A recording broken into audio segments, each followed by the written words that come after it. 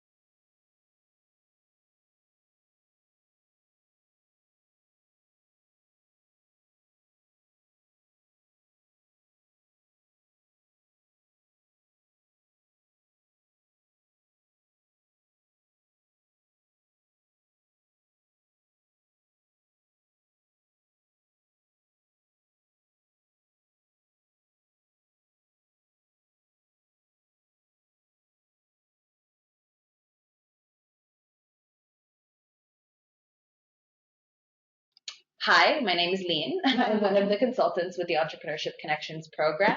And here with me is my colleague, Natalie. Hi, everyone. Natalie here from Entrepreneurship Connections, one of the employment consultants. Thank you so much for joining. Today, we're really excited to be hosting, again, our second Top Business Cafe.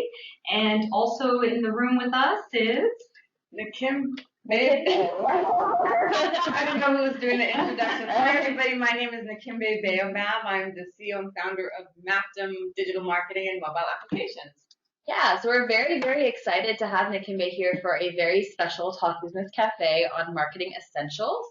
And Nakimbe, I believe it's all yours. All right. Okay, so before we begin, guys, first, thank you for joining us.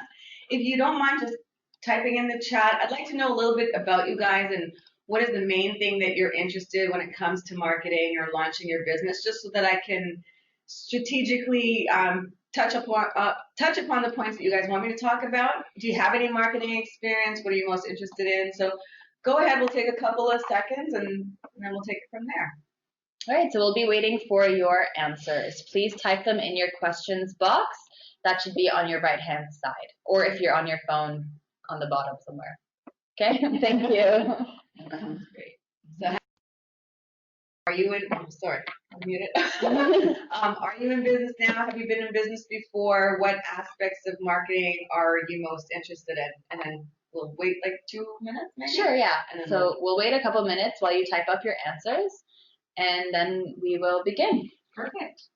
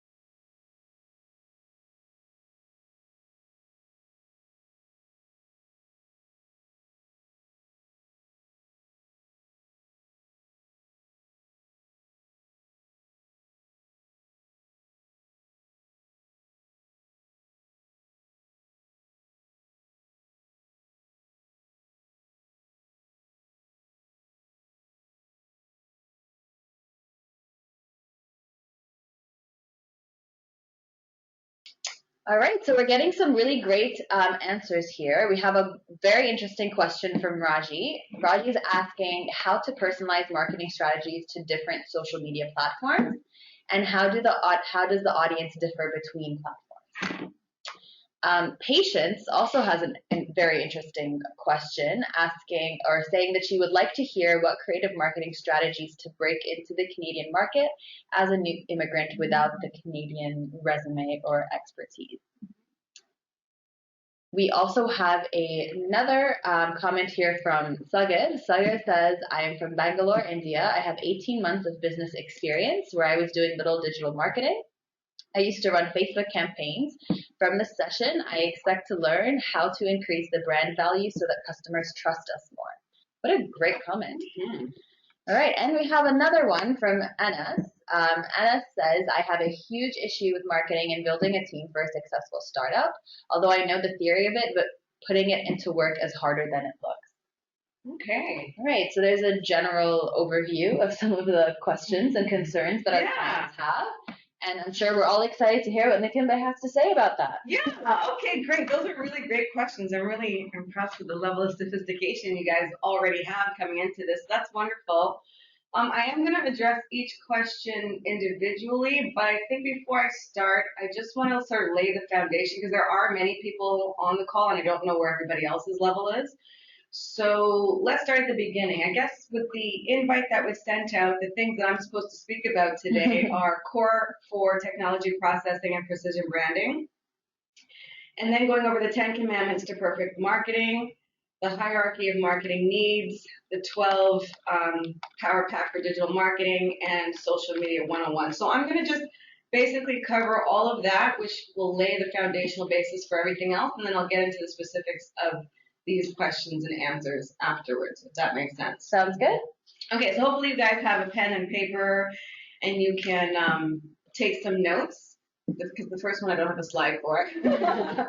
But I want you to write down these letters, C-O-R-E, that's core. And so it doesn't really matter how much Canadian experience you have or how much marketing experience you have to start at the core, you have to start at the beginning. Because what's going to differentiate you in the market, whether you're selling a physical product or a digital product, you're going to have a competitor that's offering something similar. So you have to figure out what differentiates you from your competitor so that you can sort of capture more of the market share. And in order to do that, like if you're both selling cars, you're both selling digital products, the only way to differentiate yourself is really to tell a story. So again, no matter what level of marketing or business you have right now, if you want to put yourself head and shoulders above your competition, you have to frame your business in a story, tell that story in a marketing way that captures people's attention, engages them.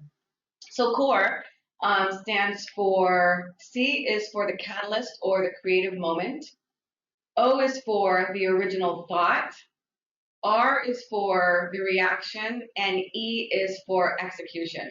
So one of the things Lean asked me to do when speaking to you guys today is sort of to relate my personal business experience, and of course I have a marketing company.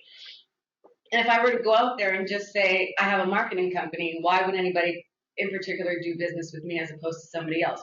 So you have to really drill down into the difference of your business. And again, like I said, tell a story. So catalyst. What was the catalyst or what was the creative moment that made you want to start this business? That's the first thing. So for me, my dad used to hate his job. So he would come home and he would complain how much he hated his job. And that for me was like, okay, well, so I want to start my own business. That was the first part of it. And then you have an original thought. So first you have the creative moment, the catalytic moment that says, oh, I want to start a business. Great. Lots of people have a thought about wanting to start a business, but they don't. So then what was your next step? After you had the initial introduction to this idea, what did you think? Oh, wow, that sounds great. I think I want to do this. I think I'll be good at it. For what reason? And remember, this is all just to create the foundation and create your brand story, because everything else I tell you from this point on, you'll be able to build from that. Okay, so there was something happened, and then you had a thought about it. And then you reacted to it, because again, people will think about something and think about it forever and never take action or execute. So what was your reaction? What made you say, I want to make a difference? Like, there's no good beef jerky out there with great taste, or, like, I'm a really good digital marketer, or whatever the case is. You have to figure out what differentiates yourself and then execute. So that's just the foundational core of everything that I'll be talking about today. You have to tap into the core of what makes your business different and special. Create a story around that, and once you have a story, you can frame all of your marketing around that. That's what's going to differentiate you. So again, just in speaking about my own business, I have a marketing company. Who cares? There are lots of marketing companies, right? But for me, mine was also about education. So I don't just have a marketing company. I teach people about core. I teach them the 12 different strategies. So I like, oh, you can go and do business with this marketing company or that marketing company, but we're the only ones that follow the 10 commandments of marketing, or we're the only ones that, do the 12 steps of digital marketing. That's why you should do business with me. So I hope that's clear in terms of you have to get a story around your business and differentiate yourself in the market, and then start promoting from there. Does that make sense, ladies? Mm-hmm. Yes. Okay. Yeah. I can't hear you guys, but yeah. And I think it dovetails very well with one of the questions Sadhu at the bottom here, where he was talking about how he wants to differentiate and have a value proposition. There you go. Right. And in IT, because there's so much IT service, how do you make yourself different than everyone else. Exactly. So that's a really wonderful segue because now we're going to get into the 10 commandments of marketing, which is really exciting. So the question, so again, just in relating this, marketing services or beef jerky or IT services, like if you're offering your services and you're trying to compete in the market, you have to set your story, look at your core, and then you can go from there. So I hope that's clear. Now let's go to the 10 commandments. Amazing. I love the 10 commandments. Yeah. So I'm going to read all the 10 again, this differentiates my marketing company from every other marketing company. You have to differentiate your services in the market. So we came up with these 10 commandments to marketing. I'm going to read all 10 of them, and then I'm going to go through them one by one, and then you can see how you can apply this to your own business, okay? Whether you have a business already or you're thinking about starting one, the 10 commandments are going to be very effective for you. So the first one is, know thy business, and to thy business be true. Know thy competitors' ways, and you will never be blue. Shine thy light on what makes thou great. Honor thou audience segments in every single way. Be thou not general, or surely your business will fall ill. Commit not ad hoc marketing, be targeted, use skill. Market smartly, and only where it makes good sense. Monitor thy results, do testing, be dense. Thou shalt not rely solely on one simple marketing strategy. Thou shalt move to paid advertising only after testing organically. I love this. This is like a marketing Dr. Seuss. Yeah. That's a really good analogy. And this is how I've been able to differentiate my marketing company from other marketing companies. So you have to find your own hook. And again, you can do that when you start to dig into your core. Why did you start your business anyway? Why did you start your IT? Why did you start whatever service? That's going to help you differentiate yourself in the market. So I'm going to go over the 10 commandments, and then we can move on to the next thing. Perfect. Okay, so know thy business and to thy business be true. So whatever service you're offering, you have to really know what it is and why you're doing it. Why did you start it? How is your service or product different or better than somebody else's, right? Again, going back to core. If you started your business, there must be a reason why. Knowing that business also has to do with market research. Who are you marketing to? What's the market share? What's going to be happening down the line in the next couple of months or years? How do political happenings or market factors impact your business? You have to know that ahead of time, because I tell people you can have the best marketing strategy, but if your business, if you don't have a viable business model, it doesn't matter what marketing you do. So you really have to know thy business and to thy business be true. One other quick thing I'll say here when it says to thy business be true, know what your main core offering is and then what your sort of peripheral offerings are. Sometimes what happens is people are trying to market 6 and 7 different services at the same time. You really want to figure out what is your core product, what brings you the most money, what's the easiest to execute, the fastest. Focus on that.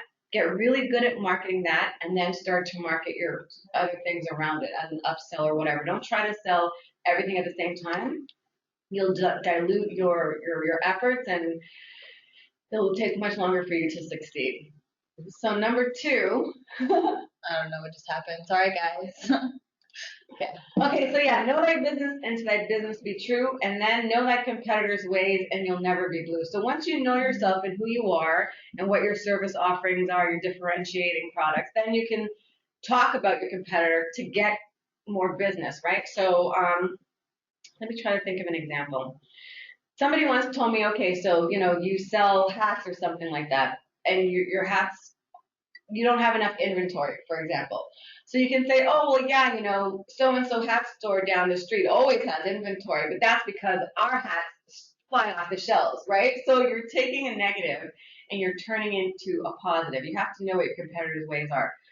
For cars, for example, some cars focus on safety. Some are about fuel efficiency. Some are about speed. Some are about family and room. So again, you have to know your business and you have to know your competitors' ways so you can differentiate yourself. You don't want market that doesn't want you, right? So if you're selling cars and somebody's in it for speed, you're not trying to convince those sellers to buy with you. No, you want to go after the people that are into fuel efficiency or whatever.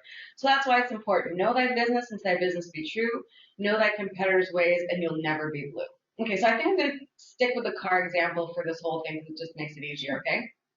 Okay, so shine thy light on what makes thou great. Wonderful. Once you know your business and you know your competitors' ways, you can really highlight what you're good at. Oh, we've got great fuel efficiency. You can go forever. You know, if you're on a long road trip and you don't want to stop, don't worry about it. So you have to really figure out what makes you different and promote the heck out of it. So if it's IT service, that's great. Well, maybe you have a really good response time or really good customer service, or you're like really quick to respond, or you give additional service. Like, who cares if you're just an IT service or if you're just selling food? Everyone does the same thing. What makes you different, and highlight that and promote it. Okay. Number 4, honor thy audience segments in every single way. So once you, and this sort of relates to one of the questions that came in. So once you know your business and your and who your competitors are and who your market is, make sure that you're only targeting that market. Again, some people have this broad sort of marketing strategy where they're marketing everything to the same, they're marketing the same thing to everybody in the same way, and that doesn't work. I'm going to give not a car example for this one, but it's another one that I always use. And it's, let's say that you're selling a doll, right? So if you're selling a doll, you have to think about all the different market segments you could sell that to. You could sell that doll to teachers who can use it in their classroom, right? So then you're going to be having a whole different marketing campaign around that. You could sell dolls to grandparents or family members and do a whole marketing campaign around, hey, you know, you want to spend more time with your granddaughter, you have that niece and you don't want to get her, here's a doll.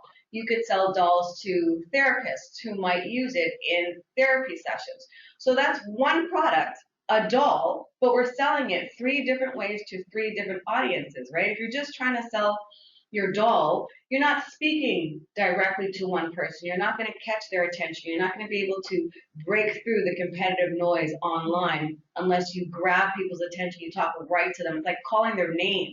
It's like, Lean, I'm talking to you. You know what I mean? So you have to know who your audience is and be very specific in how you speak to them. I think that's really good advice.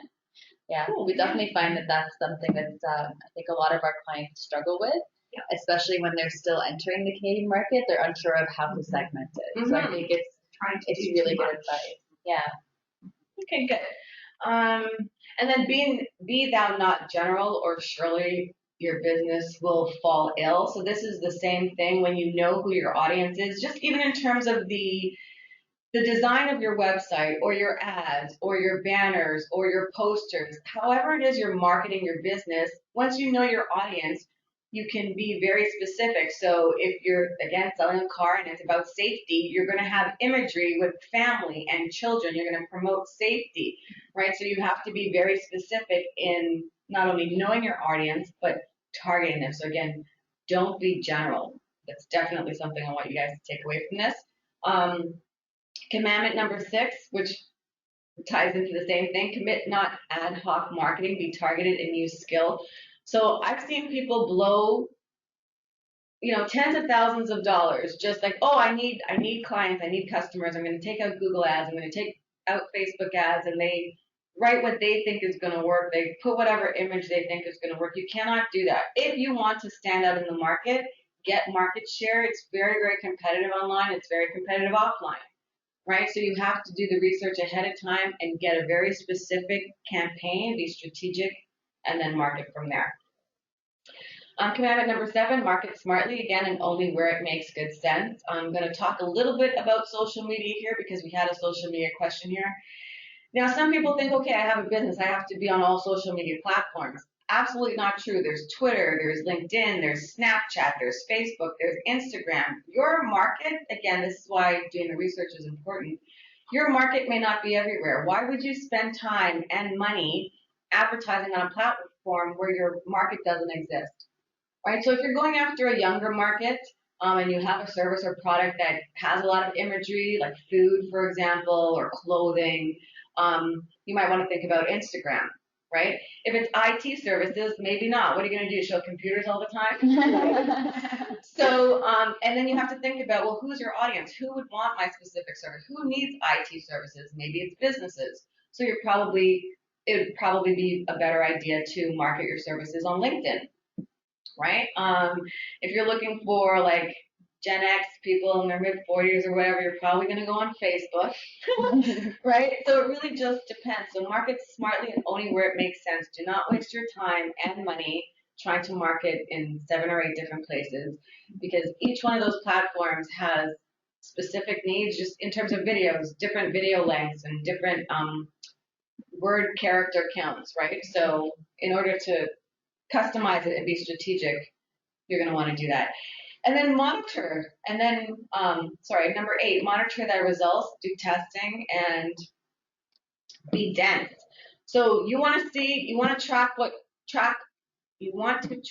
what works. You don't want to just keep doing the same thing over and over and you don't know if people are converting, or most of your customers, are they coming in from referrals, or are they coming in from an ad, or do they find you through an organic Google search or an organic social media search? You have to monitor your results. That way you can focus more of your efforts on the things that work and eliminate the things that don't. And again, most people don't do this. They just do marketing and they hope for the best. They don't know what's working and why it's working or what's not working. And that's what's going to put you ahead of the competition. That's what's going to make you be more efficient in your business and be more targeted and make more money.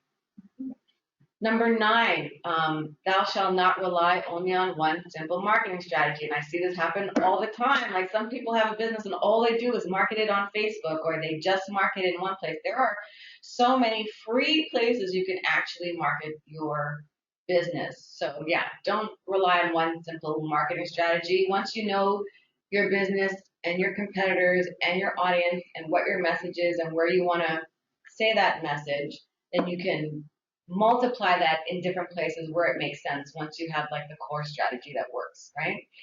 And then this is the last one. Thou shalt move to paid advertising only after testing organically. So the first 9 commandments are basically set up to do this.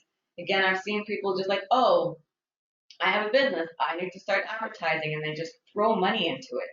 If you follow these first 9 commandments, you will gather all the information you need to know what works and what doesn't work, so that when it's time to spend money, because the worst thing to do would be to spend your advertising or your marketing budget and it doesn't work, you don't get results, and now you don't have money. So you want to do all the other testing ahead of time while it's free, see what works, what doesn't work. Is it LinkedIn? Is it Facebook? Is it video? Is it webinars? Is it content? What works? And then move into a paid platform that you can just sort of scale and grow with efficiency that already works. So yeah, that's the 10 commandments of effective marketing. So before we move on to anything else, I'll just see if anybody has any quick. We have a quick comment here from Enes. Enes says, I once spent money to advertise on Facebook, only to realize after a week of the campaign that the totality of my targeted audience uses only Twitter. And I learned that the hard way. Yeah. That's really interesting. Yeah. And another thing is you can get kicked off of, like, if you don't do good Facebook ads or good Google ads, they can shut down your ad account. And then, and then there's no revenue coming in, you can't reach your market. So you want to make sure you do the best job possible. I didn't even know that. Ahead of time. Yeah. It looks like we have, somebody's asking for a little bit more clarification on commandment number 5. Well, yeah, so I used the example about a doll there. You want, just if you're selling a doll, most people will be like, oh, we have dolls on sale, $19.99, get your doll now, blah, blah, blah. No one is listening to that because there's so many marketing messages out there. So you want to be specific. You want to target the person. Are you a teacher that wants to engage children more in a way that helps them, connect with you, so it opens their mind so they can learn? Well, get the XYZ doll because it's going to help you do whatever. So that's a very specific message.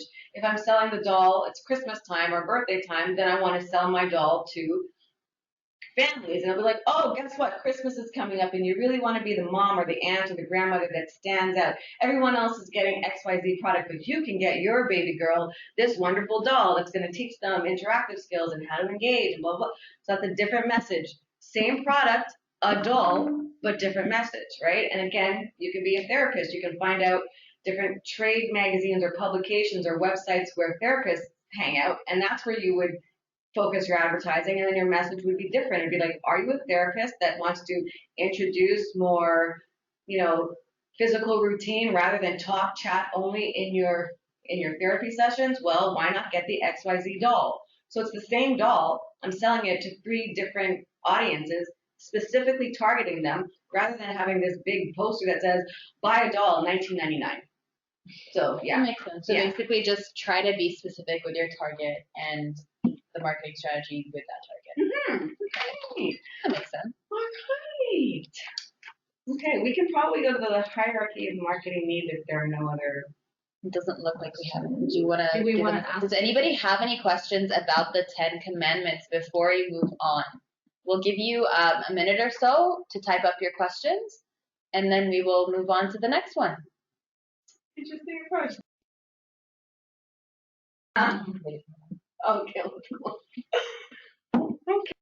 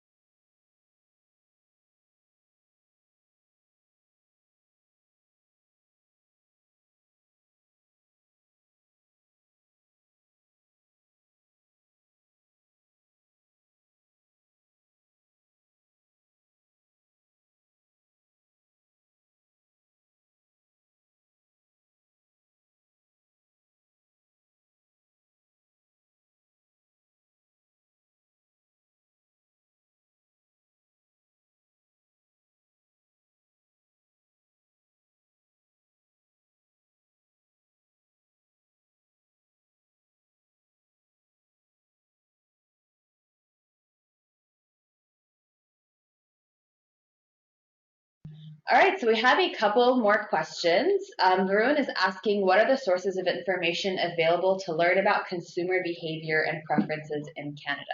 Varun, that's a really interesting question, but also a very large and general one. What I would say is that it very much depends on the specific industry that you're hoping to get into and what specific information is going to affect your specific type of customer.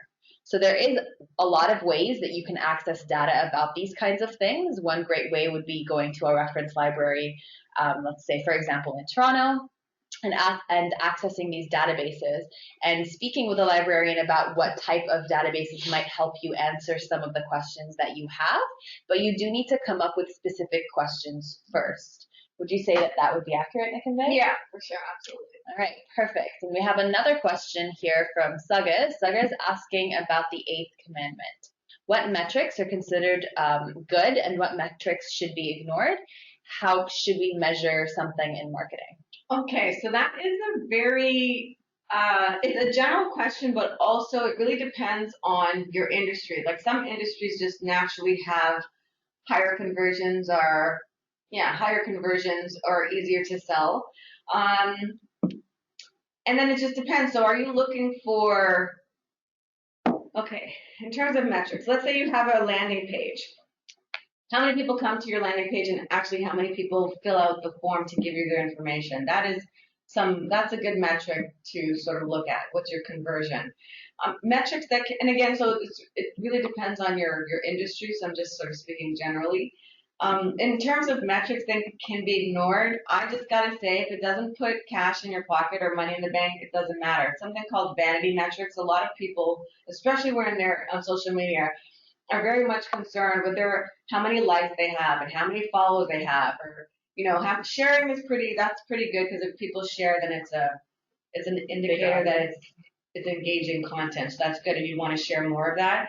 But likes and follows don't bring money. So those are called vanity metrics, and it's not that they can be ignored, but They're not as important. They're not strategic in terms of your conversion and your cash flow, right? Or customer acquisition. So again, it just depends on your industry and what's important to you. For example, there was a guy I know and he was really excited. He had a landing page and he had, like 15% opt-in. So, oh my gosh, 15% of people that come to my site give me their information, but nobody was converting and buying anything. So, and, it just depends on really what's important to you. Okay. We have another question from Anas. Anas is asking, when you first start marketing, there are multiple segments that I want to market to. How do I target all of them without losing too much of my budget in such an early stage of the campaign? Well, I would say take a screenshot of the 10 Commandments because you don't ever want to market to multiple segments at the same time. At least not initially. No, right? not initially. You want to test the one that's most likely to convert the quickest with the least amount of headaches, the most amount of money. Get really, really good at that campaign, maximize it, make it efficient, and then move on to the next segment. So basically know your customer. You have to think of your ideal customer, and then from there you can start expanding your segments. Yeah. So while it is possible that you guys have multiple segments in your target market, it's best to start something specific and then from there grow based on that success. Absolutely. Awesome. So why don't we move on to the Hierarchy of marketing needs.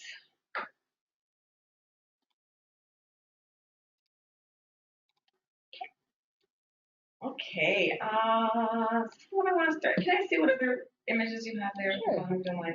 Yeah, no problem. I don't know if we should maybe start with the iceberg one. Yeah, sure. We can't have two pictures up at the same time, can we? We could try. Sure, let's try. Okay. If not, it's not a big deal.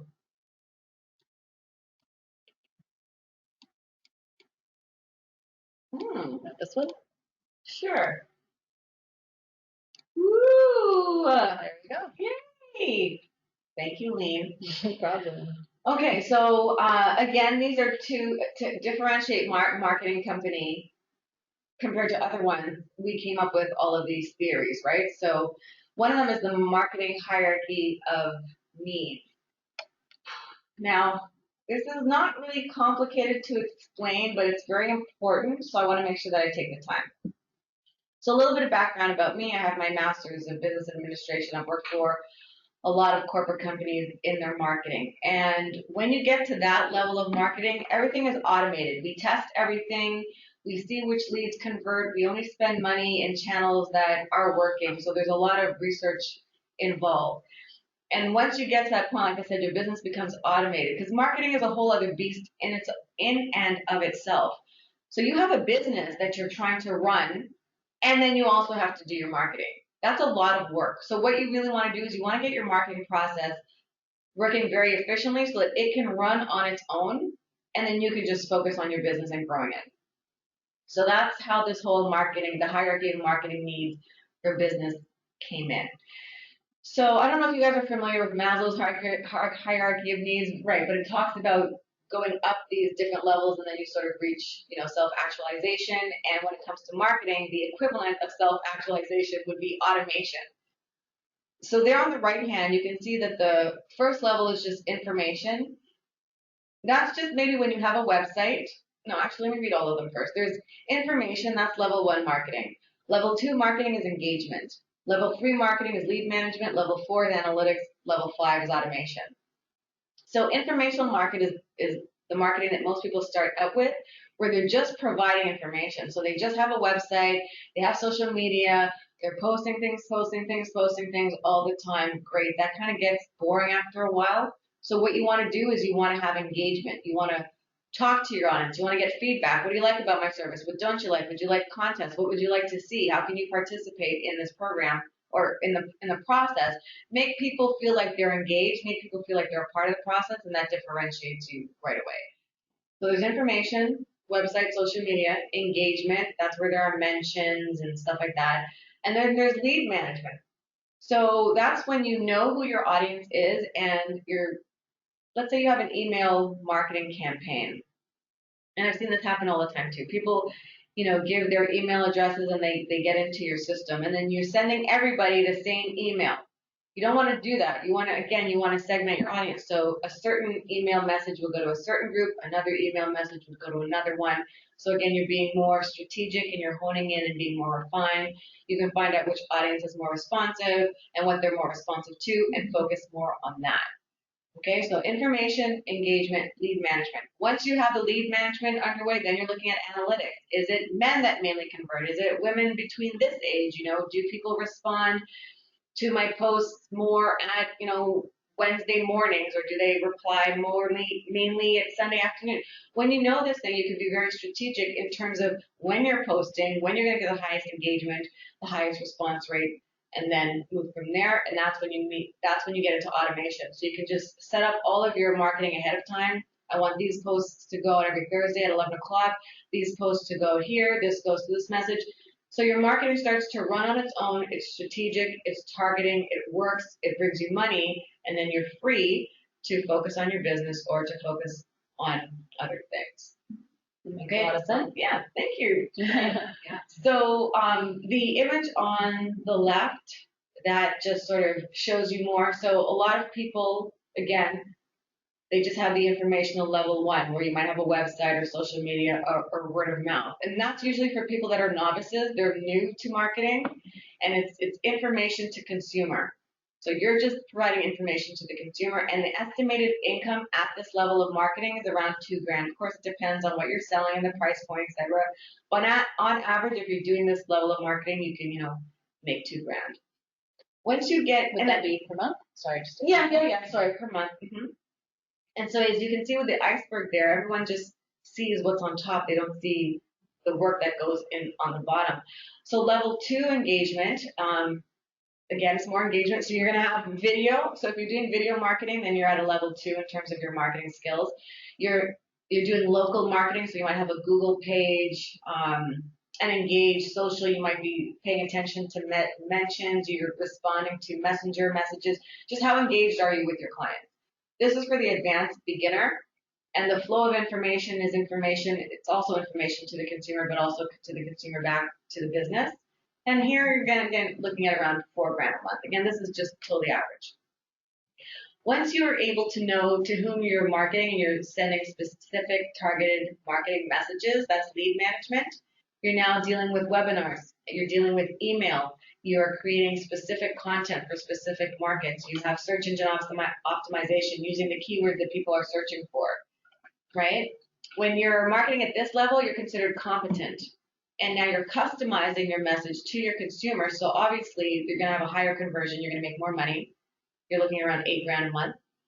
Once you start getting into the analytics and you know what's working and you're only doing what's working, you can double and triple your income, right? So this has to do with syndication. So not only are you creating content and sending it to your market, but you're sending it to different blogs or different newsletters or magazines or publications that can talk about you, so you can grow your audience and you're getting more attention.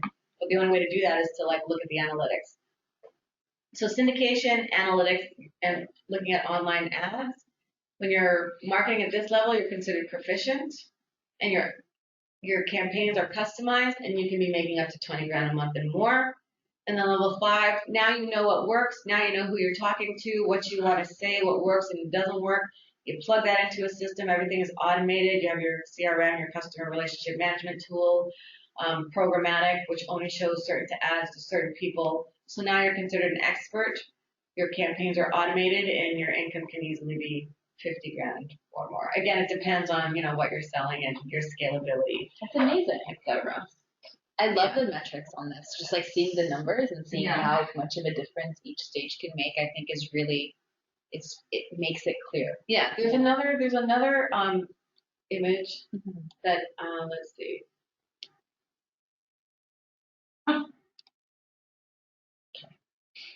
The one with the arrow. This one? Yeah. Are you good with it being on its own? Yeah. Okay.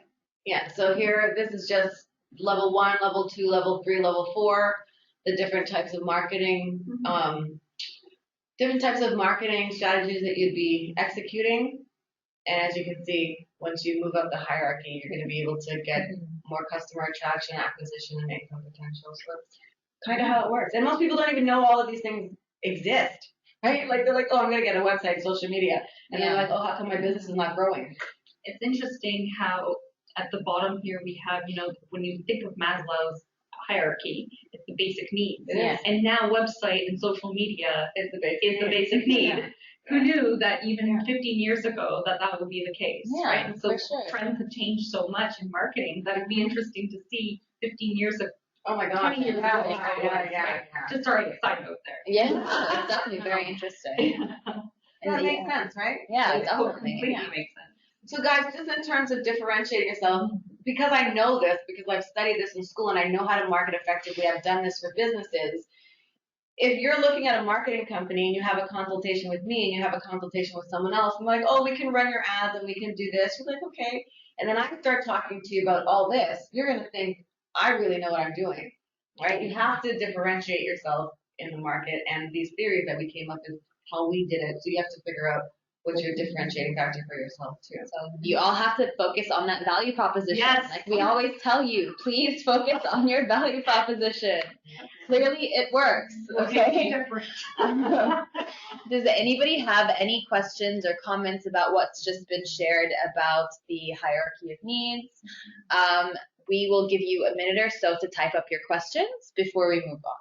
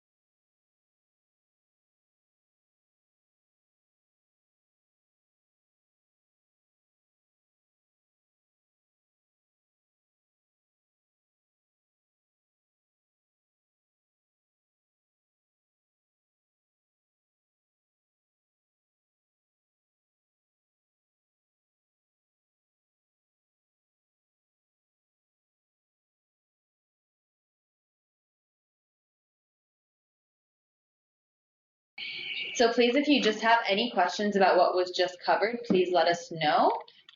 We'll give you just another minute or so if you are still typing your questions. As you all already know, unfortunately, we can't see if you're typing. So we'll just give you a little bit more time, and then we'll move on to the next.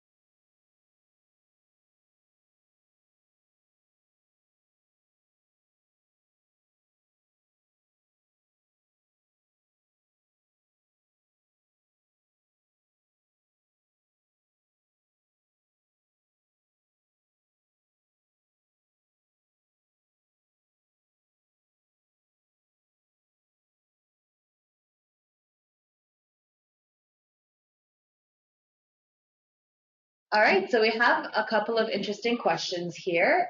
Enes is asking for a quick clarification on when you mention automation, do you mean software automation? Yes, I absolutely do mean software automation. For example, programmatic or where it can just like for dynamic content, for example. So you'll have an email list and it will change the content depending on the audience that's looking at it. So that's all software generated stuff. Okay, so for example, like things that can help you schedule a post. And Yeah, things like that, right? buffer, those kind of things. Gotcha. Okay. We have another question here from Himanshu. Himanshu is asking, whose job is it to decide or construct the key performance indicators to measure? Can you, as the marketer, help figure that out? Okay, so whose job is it to figure out or construct the KPIs to measure? That would usually, in my case, that's usually the client.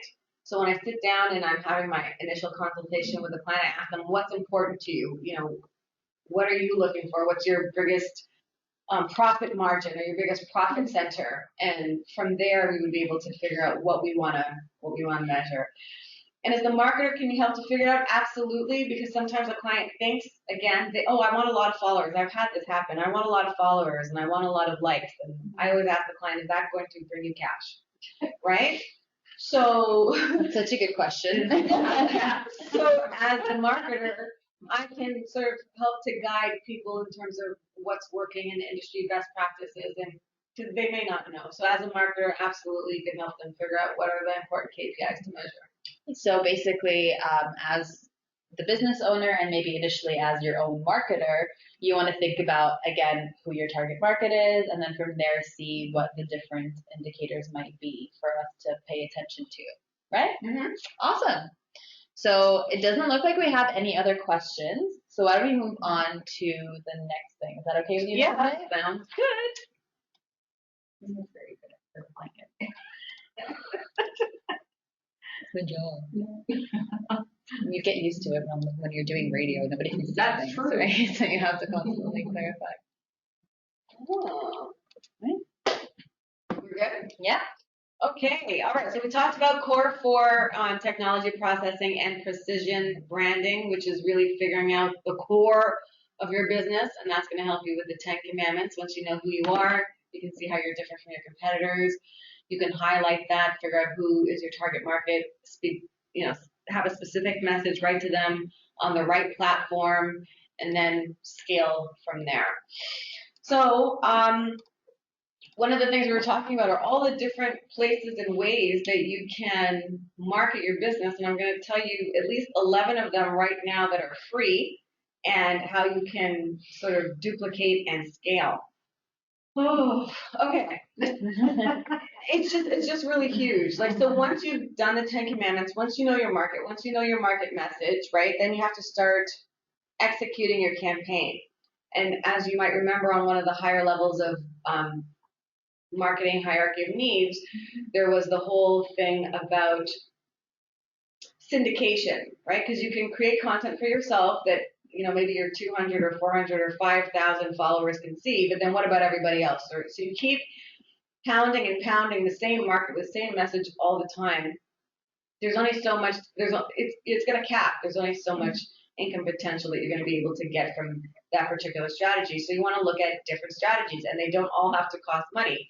So these are 12 areas of marketing that you can use to promote your services and products. Like I said, a lot of them are free, and each one of them can increase your income potential. So there's video marketing, local marketing, social media marketing, mobile marketing. There's insight analytics, competitive analysis, branding, your graphic and design, creating content, then syndicating that content, and then you can have a strategic campaign plan and then move to paid advertising. So, for example, I'm going to actually start with, just to give you an example, and then I'm going to circle back. I'm going to start with local marketing for a second, because under each one of these large umbrellas, there are several subcomponents under them. For local marketing, you can do something as simple as register your business for free with Google Business. So many small business owners don't even know that. If you're not listed on Google, how can you possibly be found? You can easily go to Google and just say, list my business. It's a free listing, so you can at least be found. Once you get that up, then you can start to ask for reviews. This is one thing I want you guys to take away from this. Reviews and reputation market is huge, and that is the way that the market is going. It doesn't matter how pretty your website is or anything. People will go to your website, oh, this looks really good, then they're going to go look for reviews, right? So reviews are free. Asking your existing customers, can you go online and make me a review? Google will tend to highlight your business more towards the top of the search engine results if you have more reviews and if you have more 4.5 and 5-star reviews. That is a 100% completely free strategy. There have been research research done by Harvard Business School, as well as the Economic Journal of Trade and Berkeley Haas University have all done research on this.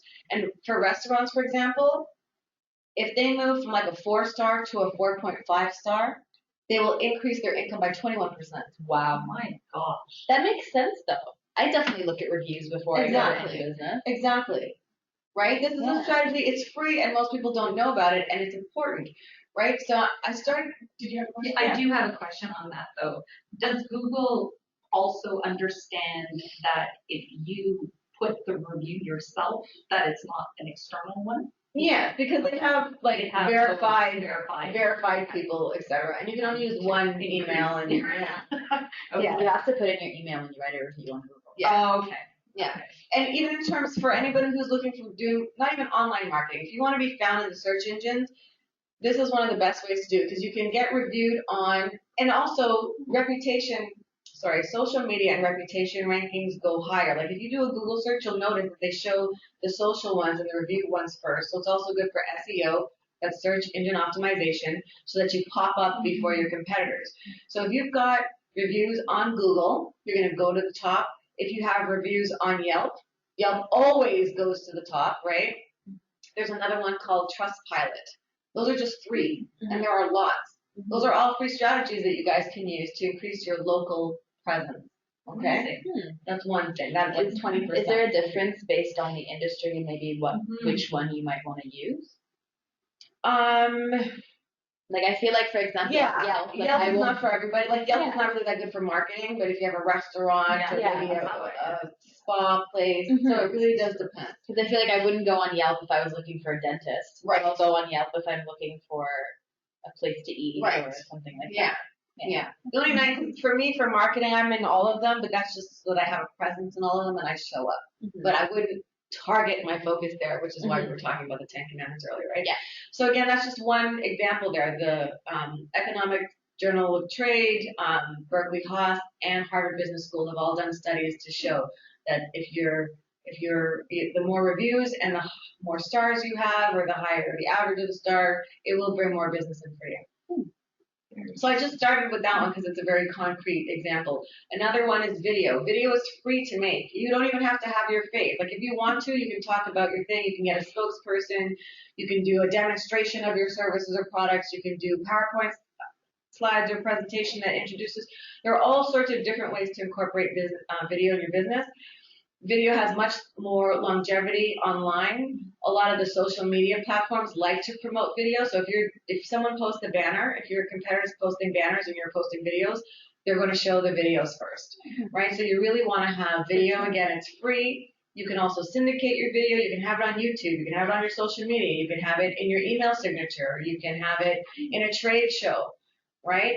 So think about all those different places. This one video, all of the different business that it can bring in, it's all free. All completely free, right? Social media marketing, again, there's another thing. If you're going to be missing out on the market. You're going to miss out on the market if you're only focusing on one platform, but you do want to make sure that you're focusing on a platform that makes sense for you, right? But you still do, like I said, want to have a minimal presence, at least on all of them, because you don't want to miss out on an entire market, because some people cross platforms in terms of where they hang out social media-wise, right? Mobile marketing. Do you have your customers' phone numbers? Like you could send them a quick text message or an SMS message and, just like, oh, we're having a sale, like click now. Like a lot of people are doing mobile marketing. That again is completely free unless, you get a program that does it or whatever, but it can be free.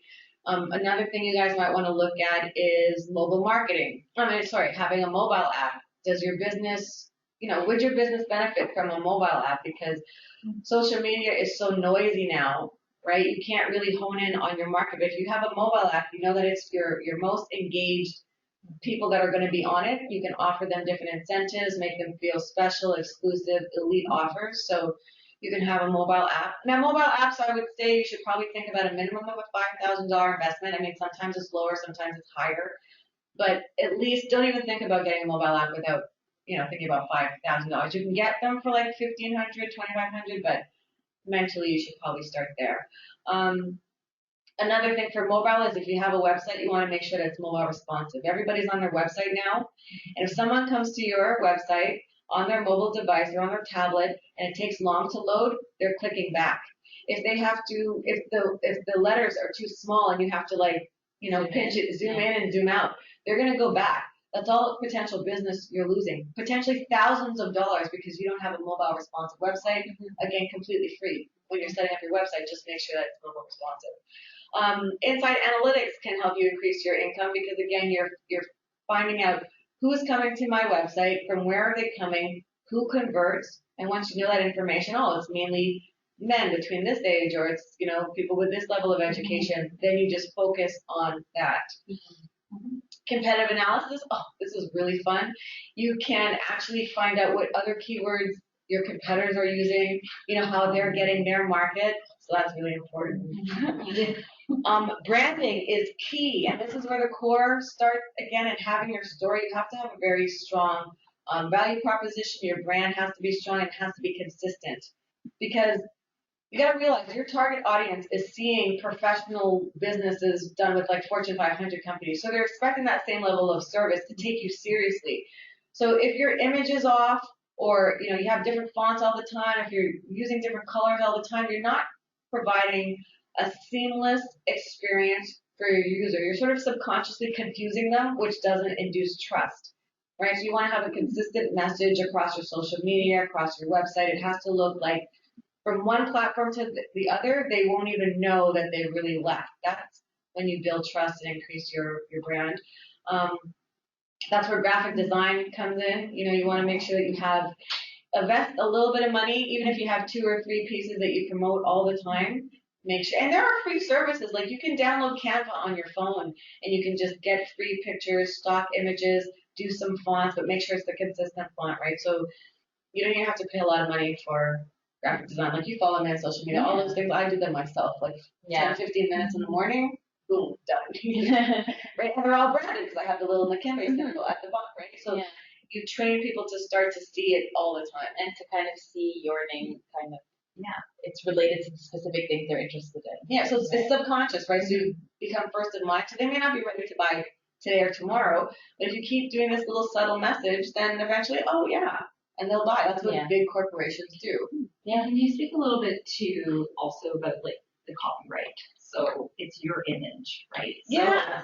And I've seen companies use an image from another company and they tweak just a little bit. Yeah. But if those companies come after them, they're going to lose thousands of dollars. Yeah, copyright really can be a thing, especially as a small business owner starting out, because to buy images from stock or Getty or any of those, it's quite expensive, but they do have a lot of free images available, Shutterstock, or some of them you can get free. And if you have a program like Canva and you pay for it monthly, they allow you to use all of those images. But try your best not to use other images, and if you do, always give credit to where you got the image from. That will save you a lot. Also, everybody has a camera on their phone, guys. Go outside and take a picture. Yeah, I just use my pictures, right? Yeah.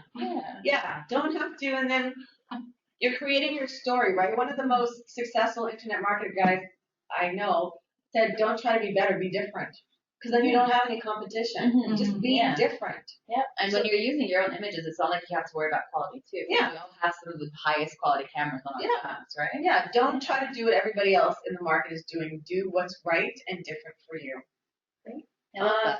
Yeah, so content creation. This is another thing that will help you get some attention because you can circulate it to other people. So again, if you have an IT business or if you have a food business or you have something that supplements it or complements it, you can say, hey, I offer this service, you offer this service. You promote my thing, I promote your thing, and that way, the audience grows. So you're going to want to create content. You don't want to just be selling your service or product all the time because people are going to get sick of you trying to shove things down their throat. So tell an interesting client story. Tell a story about how your business began or how you selected one ingredient over the other. Like, think of yourself as a media platform or a news platform. You got to create information and content that's interesting. Don't just keep trying to sell your service or product because people are going to ignore that after a while. Be funny, be engaging, entertaining, education, Those are all things that will increase your engagement and, you know, keep you top of mind. Yeah, so that's content creation and content syndication. Again, you know, submit it to other places. And once all that's done and you start making, you know, this is bringing me an extra $200. This, you know, video is making me an extra 200. Logo is making me an extra 200. My social media is bringing me an extra 200. My mobile efforts are bringing me this. Look how much money that is. And once you have that extra money and you know it's working, then you move into, you know, you get your campaigns, what's your campaign, and then you move into paid advertising so you don't blow your budget. Yeah, so these are all free things that you can do in your market that will absolutely bring you in money if done correctly. Yeah. Does anybody have any questions or any comments about what we've just seen here? We'll give you a minute or so to type up your questions or comments.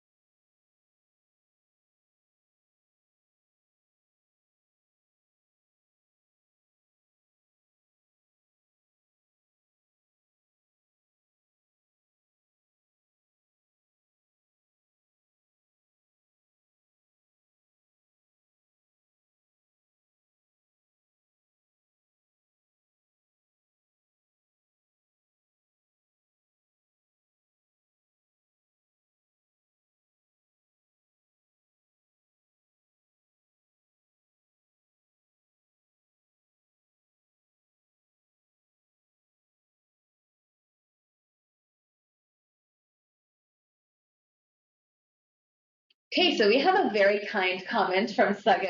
Sagar says, I have no questions, but these are really great insights. Thank you. So thank you, May. Thank you. That makes me feel really good. As long as it's easy to understand and you guys can take the information and start to implement it in your business right away, that makes me feel really good. That's awesome. So it doesn't look like we have too many questions about this specific. Oh, we have another one. Enes is asking, as an entrepreneur, am I expected to do all of this by myself? It looks like all these channels need an army to manage. That's a great question. It is. Well, you know what? I would say that most of this is manageable. Again, like how do you eat an elephant? One bite at a time, right? So I like that. yeah, right? And so you're not going to do everything at first. You're going to get your story. You're going to find your market. Well, who's the best person to market to? What's your message? Where are they? And focus on that.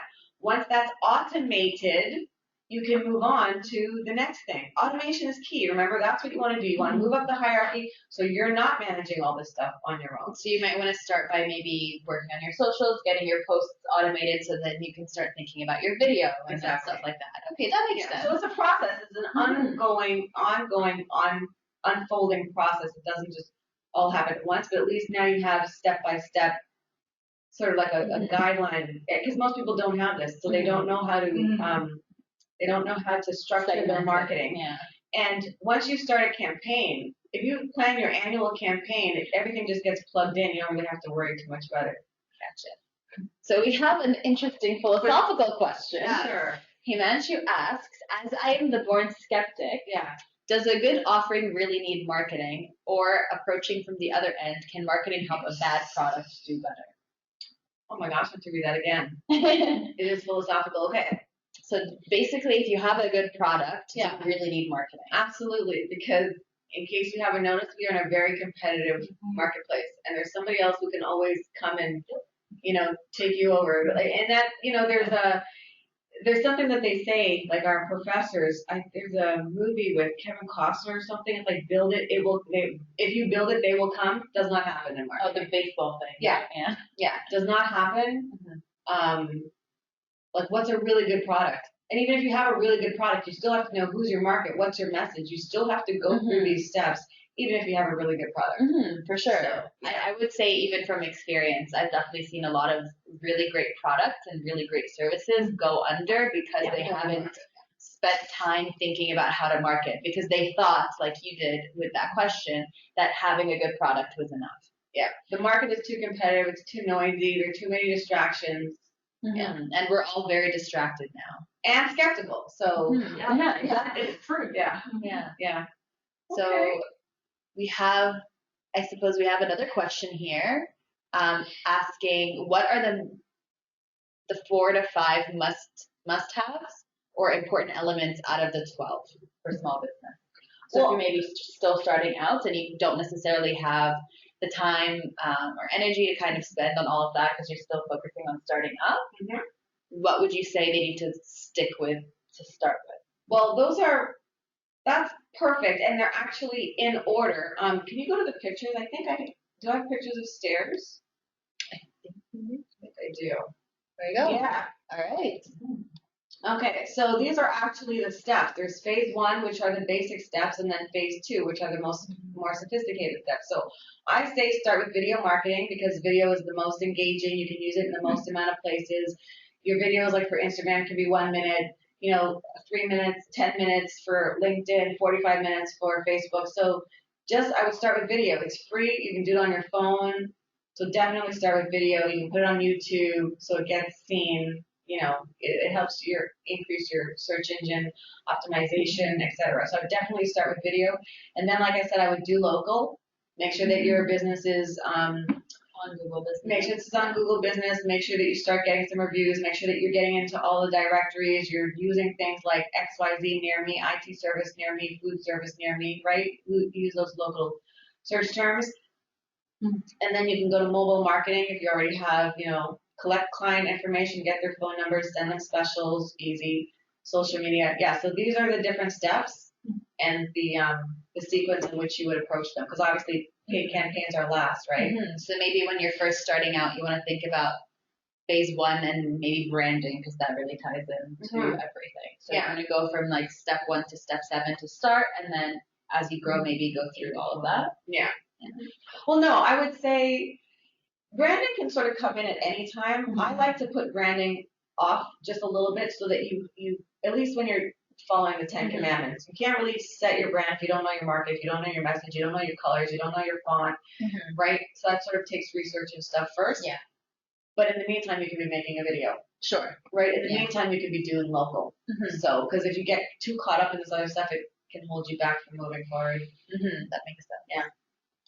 Yeah. Hope that answered your question. Nakimbe, did you have anything else to cover, or should we open it up to the question section of our webinar?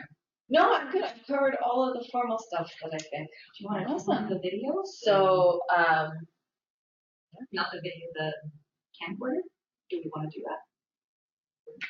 so why don't we're just going to move into the question side of this webinar. If you do have any questions about marketing in general, if you'd like any advice from Nakimbe, because you don't always get to ask Nakimbe for advice, then please feel free to send them over. We'll give you a few more minutes as you type up some of these questions, and we'll spend the rest of the time today just answering your questions.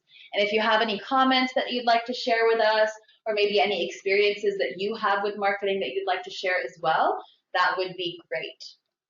So we'll just give you a couple of minutes to type that up.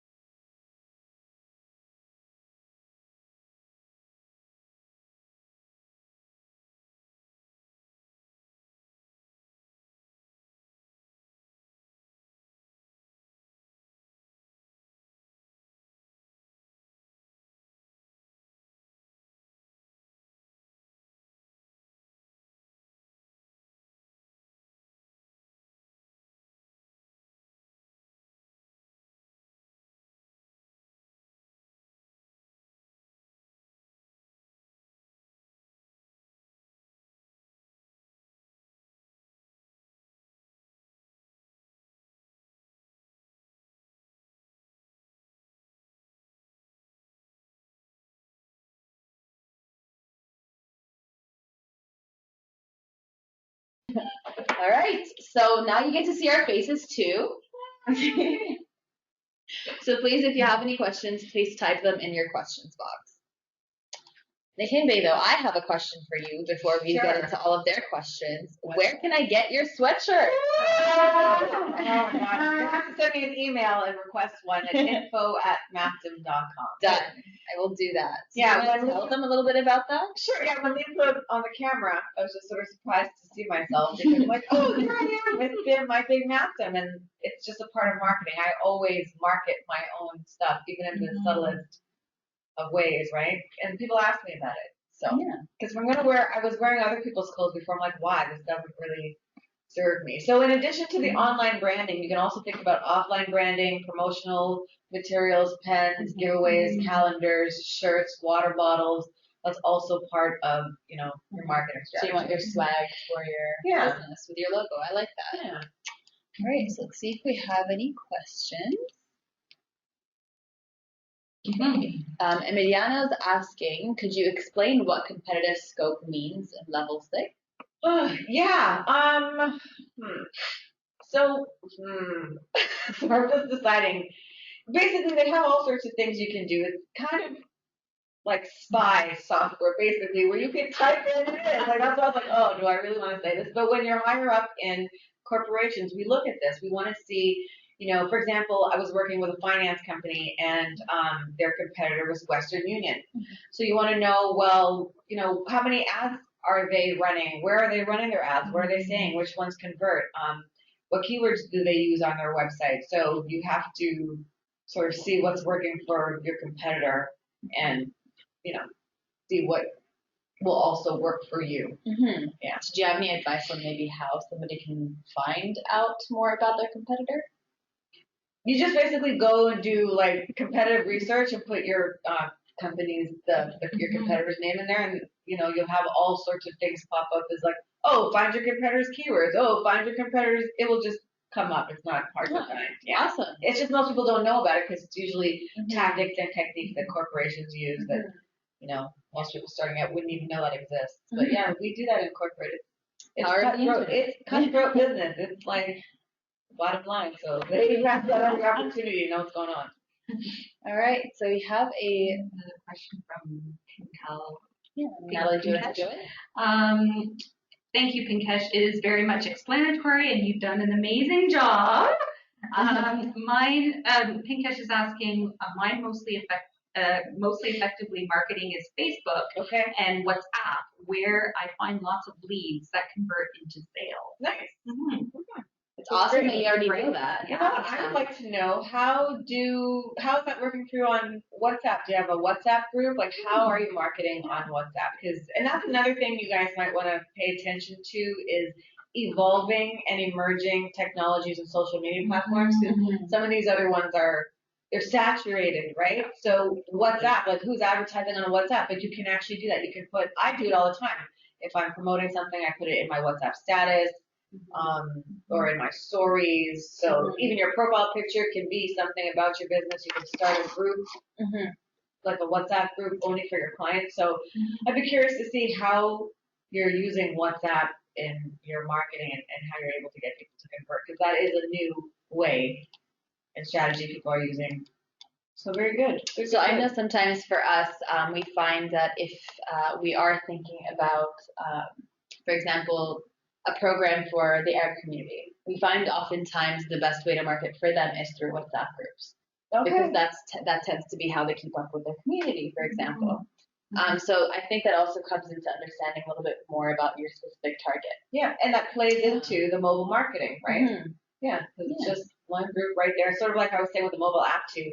You have this concentrated group in one place on your phone. You're not promoting on social media, hoping they're at the same time. And that's another thing with Facebook and those guys, they only usually show your stuff to 20% of all of your followers or friends. So if you have 1,000, only 200 people are usually seeing what you're promoting. That's usually your most engaged followers, but they may not necessarily be the ones meant to buy. Yeah. Right? So those are things to keep in mind. So if you're like, oh, I'm promoting on social media and I don't know why it's not working, because they don't know these things.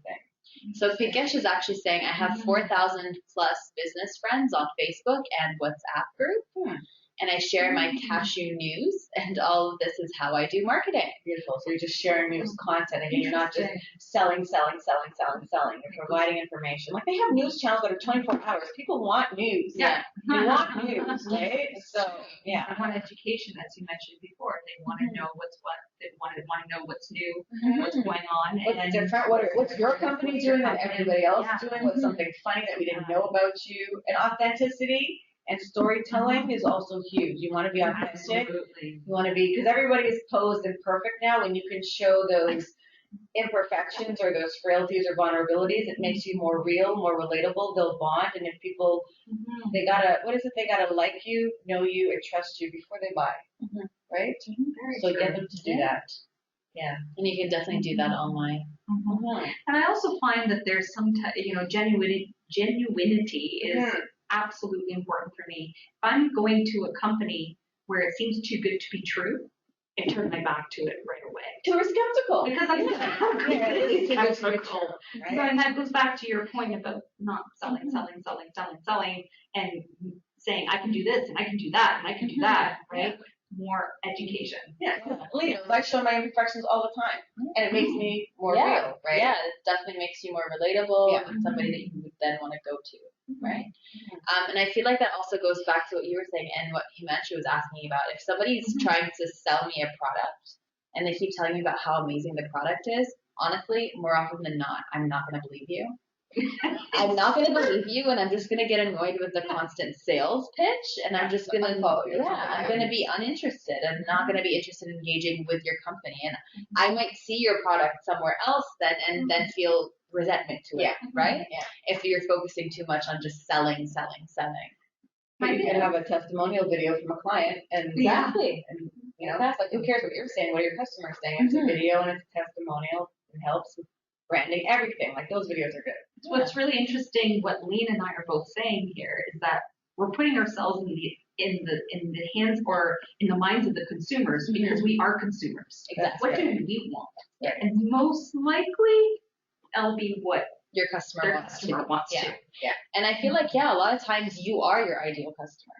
Think about what you like, right? Oftentimes you started your business for a specific product or service because that's something that you felt was missing. So you already know what your ideal customer likes. What do you engage with? Yeah, right? I maybe am engaged more on Instagram than Twitter. So maybe what I'm selling, because it's a need that I know I have, maybe my customer would be more on Instagram. Right? There's different aspects to think about. Yeah. Try to put yourself in the shoes of your customer and remember that sometimes you are the customer. Yeah. So And think the about it research that will way. give you the answer. Like the numbers never lie. Like sometimes I have clients and they want, like I said, they want to do certain things. Someone was talking about KPIs, right? They want a certain thing and I can't argue with them because they're the client. And it's like, you know what? I don't know if I'm right or if you're right. Let's let the numbers decide. And then we'll do like one landing page and we'll do a split test and see what the numbers. So always at the end of the day, follow the numbers. Yeah. So any other questions or comments? Please feel free to type them away and we will be here patiently waiting to answer all of your questions. Okay?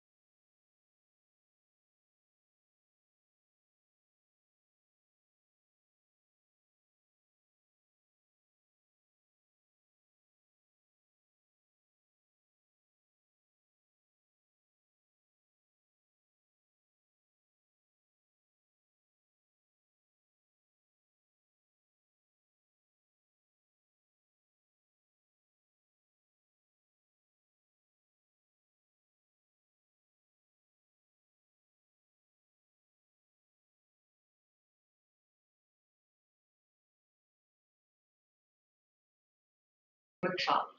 All right. So it's always like bang and then like this.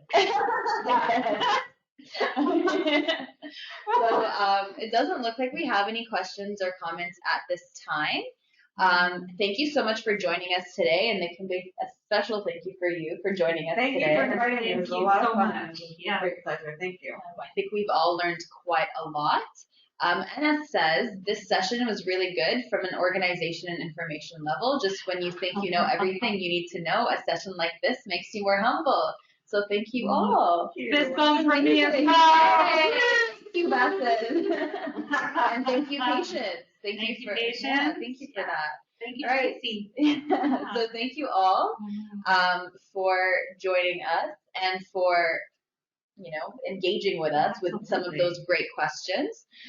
We will be sharing a little bit more information after the webinar. We will share Nakimbe's information with you if you do have any other questions that you would like to send her. Other than that, thank you. And if you do have any questions that were not answered today, you can either send them to myself, Natalie, or Nakimbe when we share her information with you as well. So thank you so much for joining, and I believe we're ready to sign off. Okay. All right. Bye. Bye-bye. Enjoy the rest of your day, everyone.